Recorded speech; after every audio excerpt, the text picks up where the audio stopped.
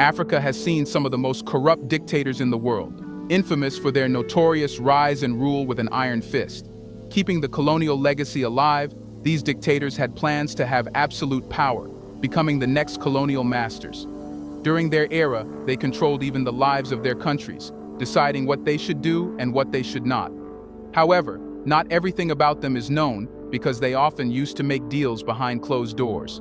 From the notorious Idi Amin, Charles Taylor, and Idriss Deby to Omar AlBashir, Africa saw dictators that expanded what a dictator could do. They were not like the military leaders we are seeing in Africa nowadays, like Captain Ibrahim Traoré, who are fighting for their country's sovereignty and independence. However, who are these dictators? How did they rise to power and how was their end? Let's find that out in this video.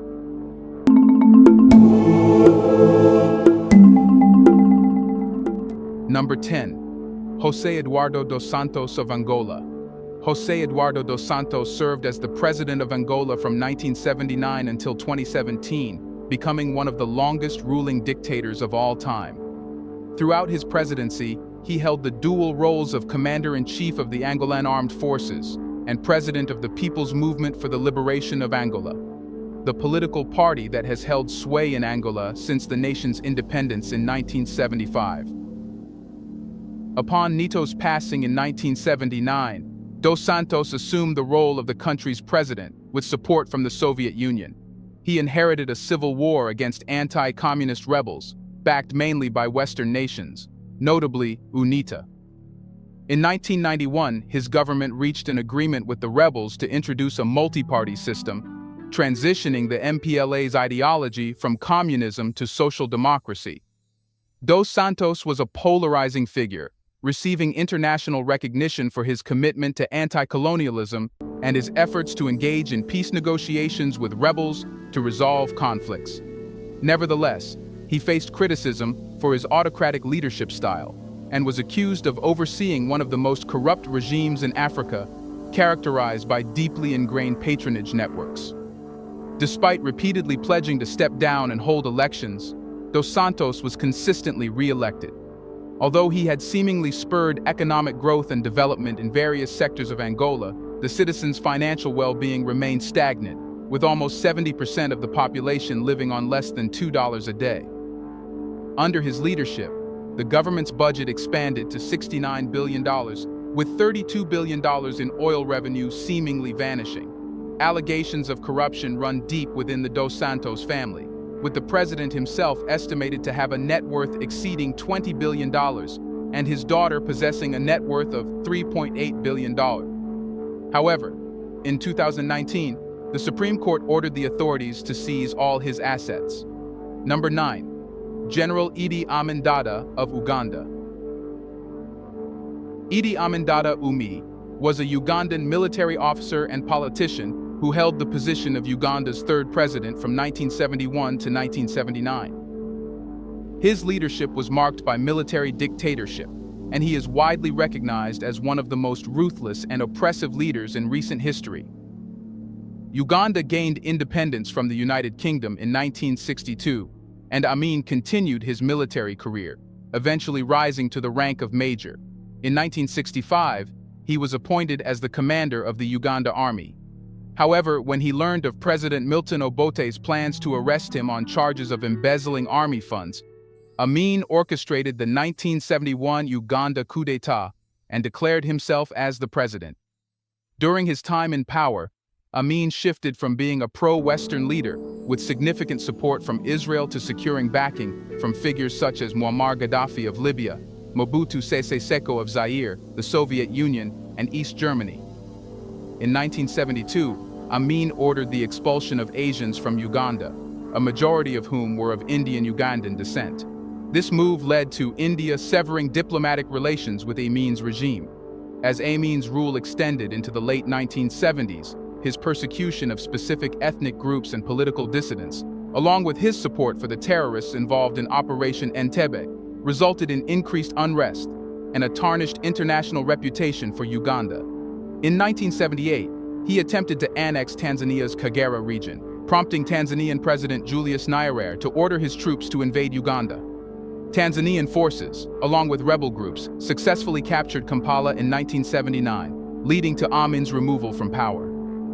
Amin subsequently went into exile, first in Libya, then Iraq, and finally in Saudi Arabia, where he resided until he died in 2003. Amin's rule was marked by widespread human rights abuses, including political oppression, ethnic discrimination, and extrajudicial killings, along with rampant nepotism, corruption, and severe economic mismanagement. International observers and human rights organizations estimate that between 100,000 and 500,000 people died during his regime. On July 19, 2003, Amin's fourth wife, Nalongo Medina, reported that he was in a coma and nearing death due to kidney failure at the King Faisal Specialist Hospital and Research Center in Jeddah, Saudi Arabia.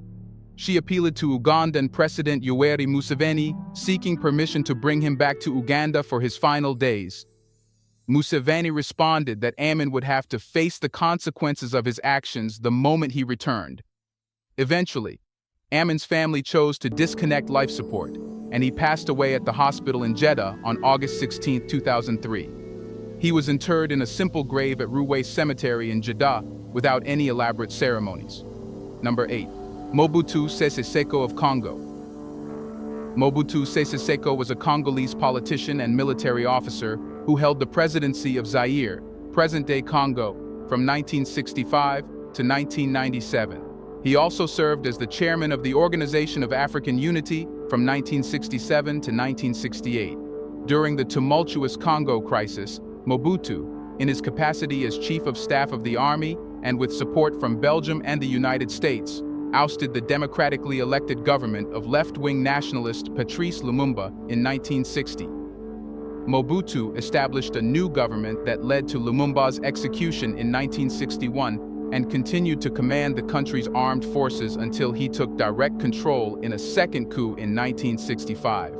In a bid to strengthen his grip on power, he founded the Popular Movement of the Revolution as the sole legal political party in 1967. Renaming the Congo to Zaire in 1971, and adopting the name Mobutu Sese Seko in 1972. Although he professed that his political ideology had no clear alignment, Mobutu developed an intensely autocratic regime, even by the standards of his time in Africa. He initiated a program called National Authenticity to eliminate colonial cultural influences and fostered a cult of personality.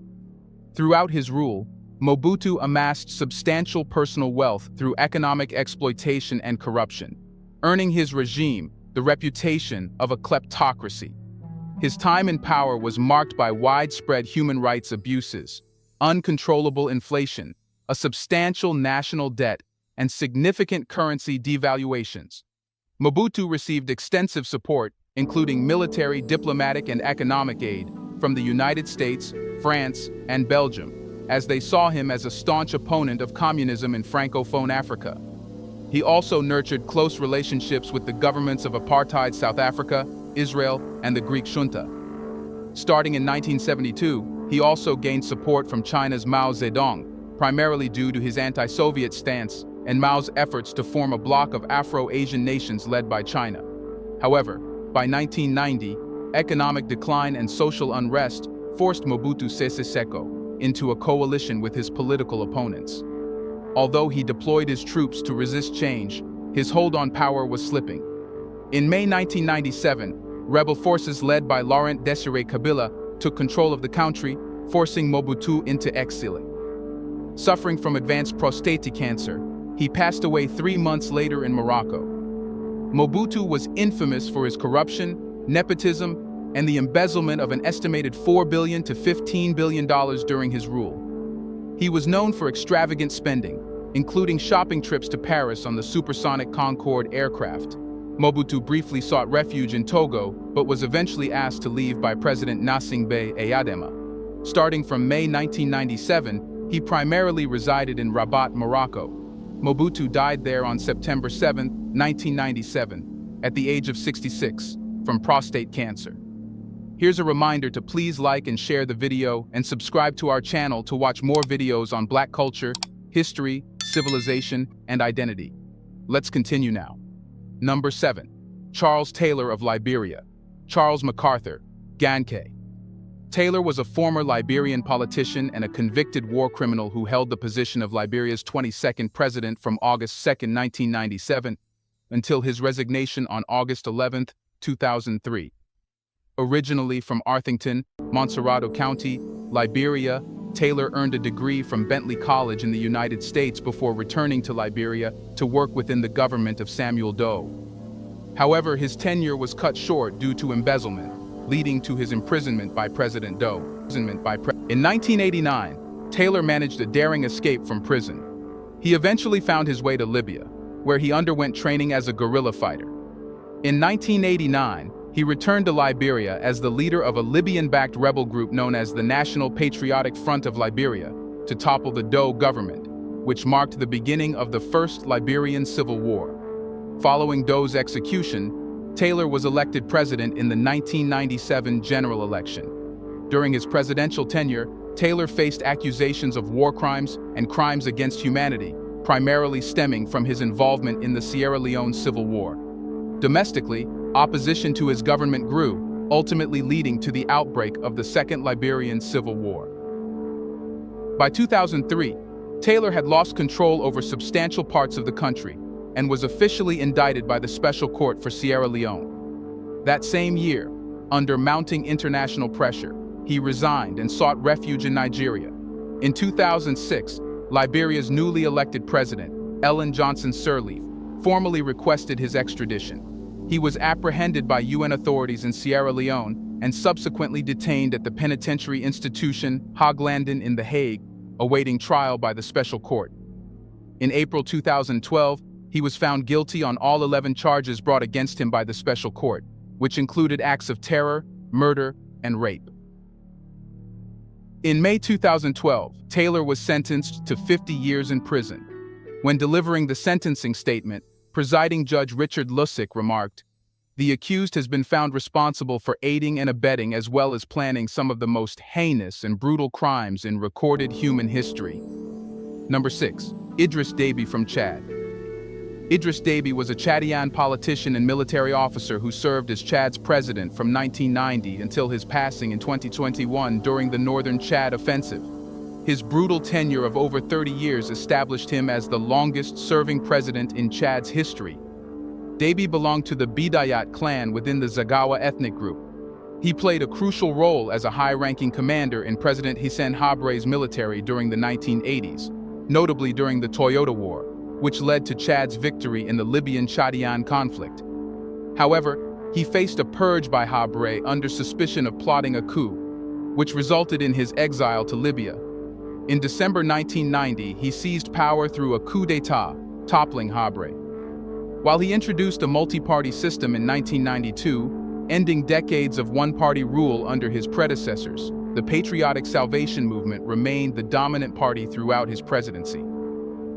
Deby won presidential elections in 1996 and 2001, and after term limits were removed, he secured successive electoral victories in 2006, 2011, 2016, and 2021. In the early 2000s, Chad discovered oil, which he made the cornerstone of the country's economy.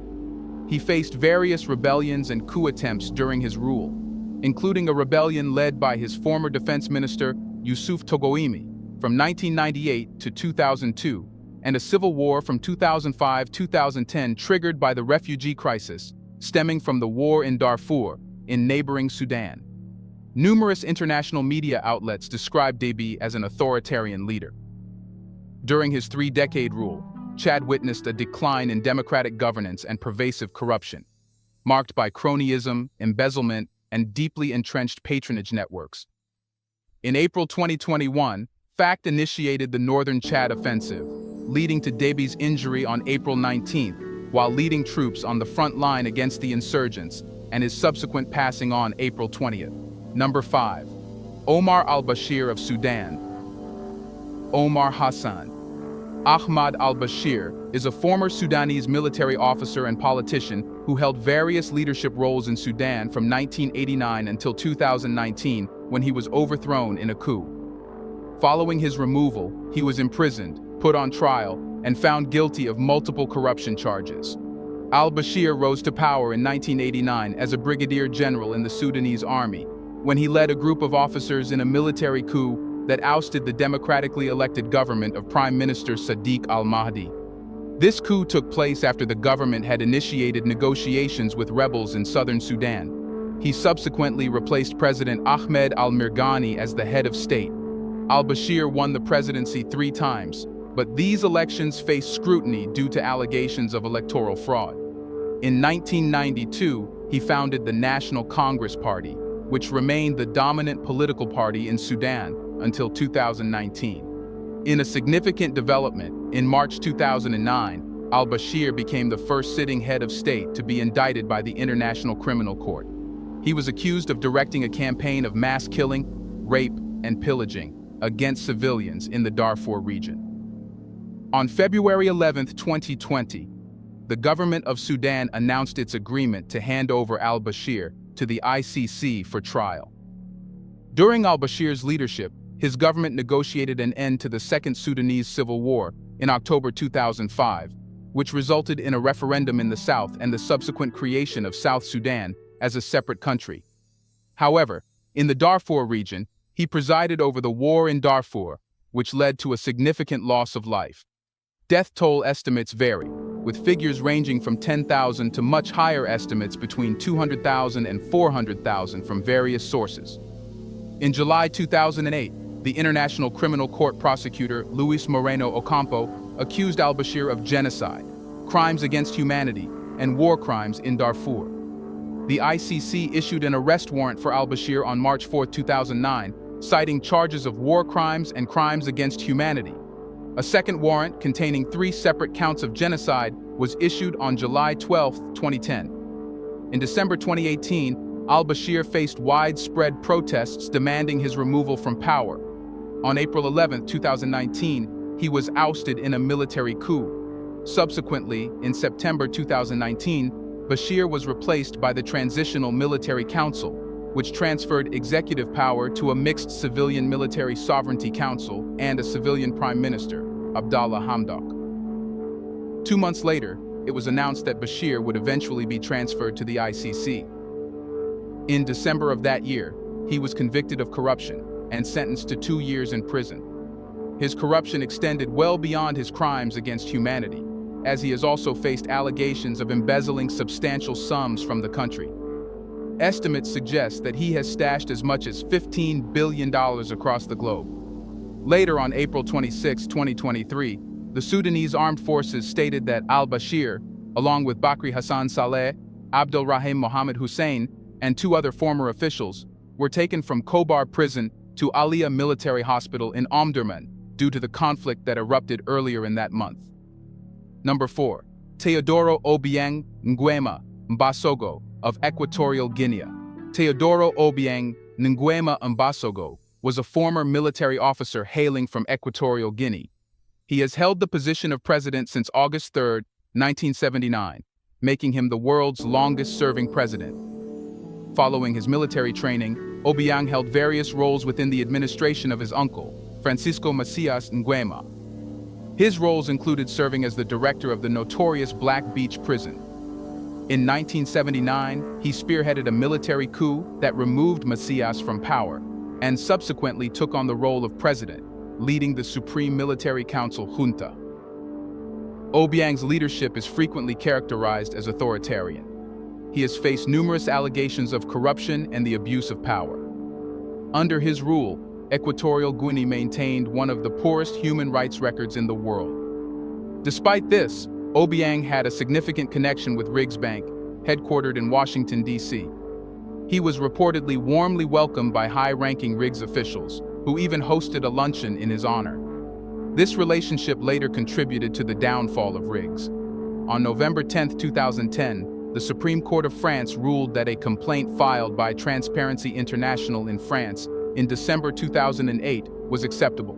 This decision led to the appointment of an investigating judge and the initiation of a judicial inquiry into allegations that Obiang used state funds to acquire private properties in France. In a 2010 article published in Forbes magazine, it was suggested that Obiang had accumulated around $700 million of his country's wealth in U.S. bank accounts. Through the embezzlement of state funds, Obiang and his family amassed staggering wealth. They made millions of dollars annually from oil revenue, but this wealth rarely benefited the public. Instead, it is funneled into presidential expenses. Number 3. Robert Mugabe of Zimbabwe. Robert Gabriel. Mugabe was a Zimbabwean revolutionary and politician. His political career saw him hold the office of Prime Minister of Zimbabwe from 1980 to 1987, and later as president from 1987 to 2017. He was also the leader of the Zimbabwe African National Union from 1975 to 1980, and led its successor political party, the ZANU, Patriotic Front, from 1980 to 2017. During the Gukurahundi period from 1982 to 1987, Mugabe's 5th Brigade brutally crushed opposition linked to ZAPU in Matabeleland, resulting in the deaths of at least 20,000 people, the majority of whom were Ndebele civilians. Committed to decolonization, Mugabe emphasized the redistribution of land held by white farmers to landless black individuals, initially following a willing seller, willing buyer approach. Frustrated by the slow pace of land redistribution, he encouraged black Zimbabweans to violently seize white-owned farms from 2000 onwards. This had severe consequences for food production, leading to famine, economic decline, and international sanctions. Opposition to Mugabe grew, but he managed to secure re-election in 2002, 2008, and 2013, employing campaigns marked by violence, electoral fraud, and appeals to his rural Shona voter base. He ruled Zimbabwe for over 37 years with an iron fist, having allegations of corruption and scandals. In 2017, members of his own party ousted him in a coup, replacing him with former Vice President Emmerson Mnangagwa. Number 2. General Sani Abacha of Nigeria. Sani Abacha was a Nigerian military dictator and politician who wielded power as the military head of state from 1993 until his passing in 1998. His rise to power marked the final successful coup d'etat in the history of Nigeria's military rule. Initially, he served as Chief of Army Staff from 1985 to 1990, and then as Chief of Defense Staff from 1990 to 1993, culminating in his appointment as Minister of Defense.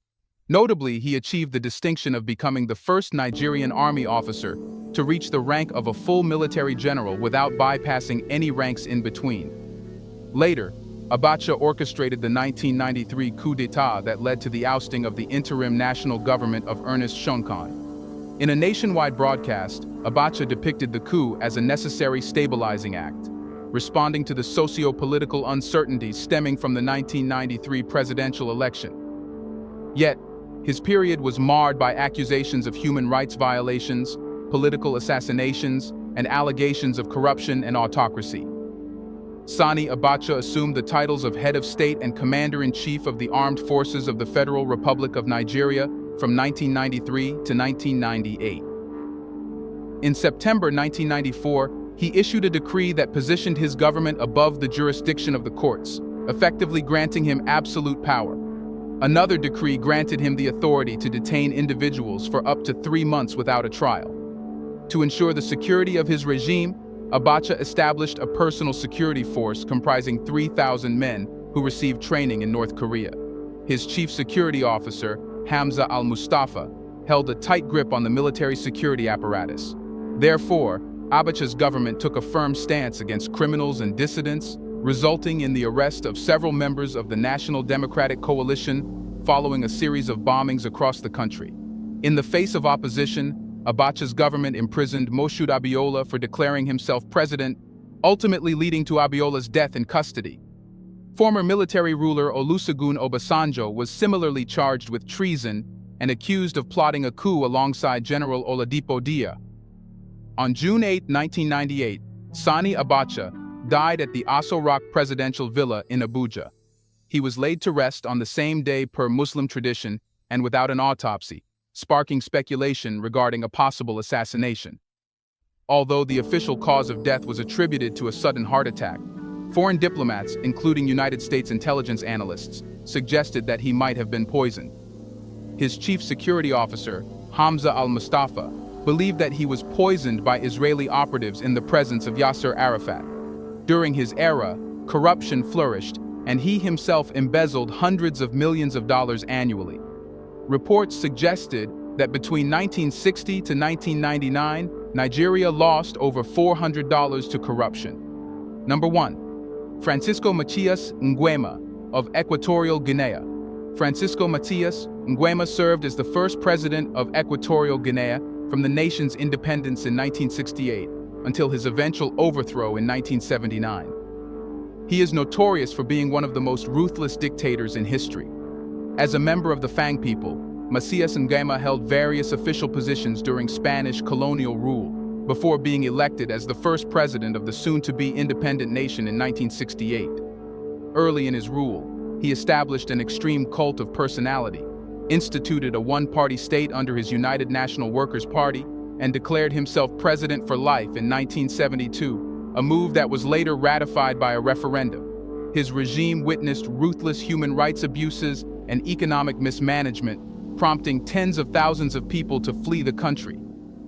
Estimates suggest that during his rule, somewhere between 20,000 to 80,000 people, out of a population of approximately 200,000 to 300,000, lost their lives, and tens of thousands more sought refuge elsewhere.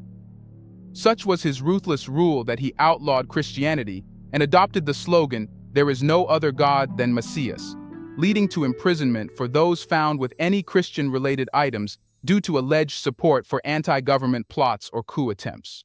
By the end of Matias Nguema's rule, nearly all of the country's educated class had either been executed or forced into exile, resulting in a brain drain that the nation never fully recovered from. To prevent people from escaping, Matias Nguema had the only road out of the country mined and camouflaged ditches, with spikes constructed along the mainland border. By 1979, Matias Nguema's behavior had become increasingly erratic, and his government had largely ceased to function. Most ministerial positions were vacant, officials were unpaid, and the National Assembly was effectively non-functional. The JMM militia rampaged across Equatorial Guinea, drunkenly murdering civilians. In mid-April 1979, Matias Nguema's wife traveled to North Korea for surgery, taking their 3 younger children with her, leaving him in a state of increasing mental instability. In 1979, he was overthrown in a coup d'etat led by his nephew, Teodoro Obiang Nguema Mbasogo, and subsequently faced trial and execution.